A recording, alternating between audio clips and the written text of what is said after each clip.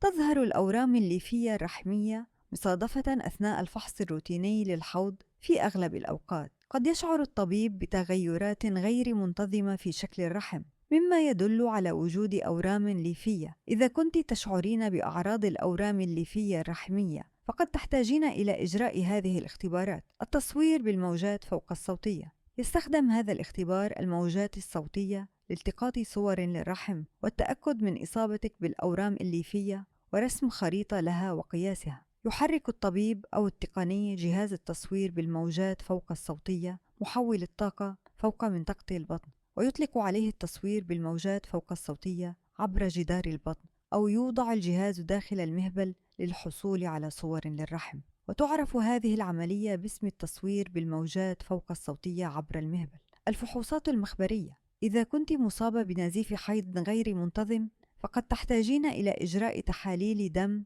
لمعرفة الأسباب المحتملة. قد يشمل ذلك إجراء تعداد دموي شامل للتحقق من فقر الدم بسبب استمرار فقدان الدم. يمكن أن تتحقق تحاليل الدم الأخرى من وجود اضطرابات النزيف أو مشكلات في الغدة الدرقية. إذا لم يوفر التصوير بالموجات فوق الصوتية معلومات كافية، فقد تحتاجين إلى إجراء فحوصات تصويرية أخرى، مثل التصوير بالرنين المغناطيسي. يمكن أن يظهر هذا الاختبار حجم الأورام الليفية وموقعها بمزيد من التفصيل، ويمكنه أيضاً التعرف على أنواع الأورام المختلفة، ويساعد على تحديد خيارات العلاج المناسبة. وغالباً يستخدم التصوير بالرنين المغناطيسي مع النساء اللاتي يكون حجم الرحم لديهن كبيراً، أو النساء اللاتي يقتربن من فترة انقطاع الطمث. الفترة المحيطة بانقطاع الطمث. التخطيط الصوتي للرحم. لإجراء التخطيط الصوتي للرحم يحقن ماء مالح معقم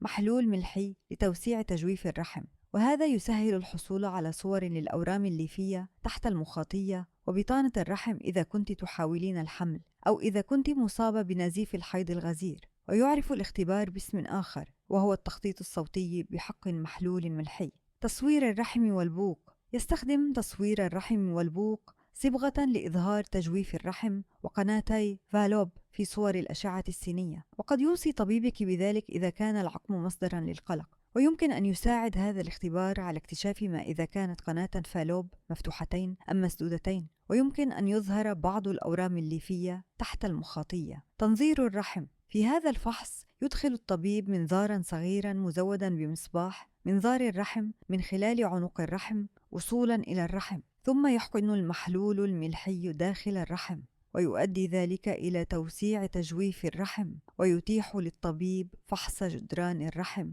وفتحات قناة فالوب. لا تظهر أي أعراض لدى كثيرات من المصابات بأورام الرحم الليفية، أو قد تظهر عليهن أعراض مزعجة بعض الشيء ويمكنهم التعايش معها. وإذا كانت هذه الحالة تنطبق عليك، قد يكون الخيار الأفضل هو المراقبة والانتباه. الأورام الليفية ليست سرطاناً، ونادراً ما تؤثر على الحمل، وغالباً تنمو ببطء أو لا تنمو أبداً، وتتقلص عادة بعد انقطاع الطمث عندما تنخفض مستويات الهرمونات التناسلية. الأدوية تستهدف أدوية الأورام الليفية الرحمية، الهرمونات التي تنظم دورة الحيض، وتعالج الأعراض مثل نزف الدم الغزير خلال الحيض والضغط على الحوض، لكنها لا تقضي على الأورام الليفية، بل تعمل على تقليصها. ومن هذه الأدوية ما يلي: ناهضات الهرمون المطلق لموجه الغدد التناسلية GnRH، تعالج الأورام الليفية عن طريق منع الجسم من إفراز هرموني الإستروجين والبروجستيرون، ما يجعلك في حال مؤقتة تشبه انقطاع الطمث،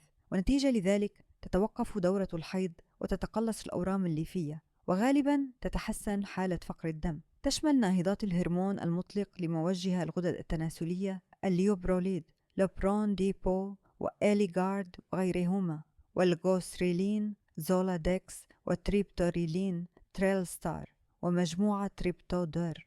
تشعر الكثير من النساء بهبات الحرارة عند استخدام ناهضات الهرمون المطلق لموجه الغدد التناسلية، ولا تستخدم هذه الأدوية أكثر من 6 أشهر في كثير من الأحيان، وذلك لأن الأعراض تعاود الظهور عند وقف الدواء، ويمكن أن يؤدي لاستخدام طويل المدى لها إلى فقدان العظام. وتستخدم ناهضات الهرمون المطلق لموجه الغدد التناسلية أحياناً مع جرعة قليلة من هرمون الإستروجين أو البروجستين، وقد يطلق على هذا اسم العلاج التعويضي، ويمكنه أن يخفف من الآثار الجانبية. كما قد يساعدك على استخدام ناهضات الهرمون المطلق لموجه الغدد التناسلية لمدة تصل إلى 12 شهراً. قد يصف لك الطبيب أحد ناهضات الهرمون المطلق لموجه الغدد التناسلية لتقليص حجم الأورام الليفية قبل إجراء الجراحة المقررة، أو قد يصف لك هذا الدواء لمساعدتك في الانتقال إلى مرحلة انقطاع الطمث. مناهضات الهرمون المطلق لموجه الغدد التناسلية يمكن أن تعالج هذه الأدوية نزف الحيض الغزير لدى النساء المصابات بأورام ليفية رحمية اللاتي لم ينقطع لديهن الطمث ولكنها لا تعمل على تقليص الأورام الليفية. ويمكن استخدام مناهضات الهرمون المطلق لموجه الغدد التناسلية لمدة تصل إلى 2 عام، وقد يخفف استخدامها مع العلاج التعويضي من الآثار الجانبية مثل هبات الحرارة أو فقدان العظام. تتضمن هذه الأدوية أحياناً جرعة قليلة من هرمون الإستروجين أو البروجستين. من مناهضات الهرمون المطلق لموجه الغدد التناسلية الإيلاجوليكس، أوريان والريلوجوليكس، ميفيمبري. اللولب الرحمي المطلق للبروجستين IUD يمكنه تخفيف النزف الغزير الذي تسببه الأورام الليفية، إلا أنه يخفف الأعراض فحسب ولا يعمل على تقليص الأورام الليفية أو القضاء عليها. وتجدر الإشارة إلى أنه يمنع الحمل كذلك. عميد الترانكساميك، ليستيدا وسيكلوكابرون. يمكن أن يعمل هذا الدواء غير الهرموني على تخفيف دورات الحيض الغزيرة، وينصح باستخدامه في أيام النزف الشديد فحسب.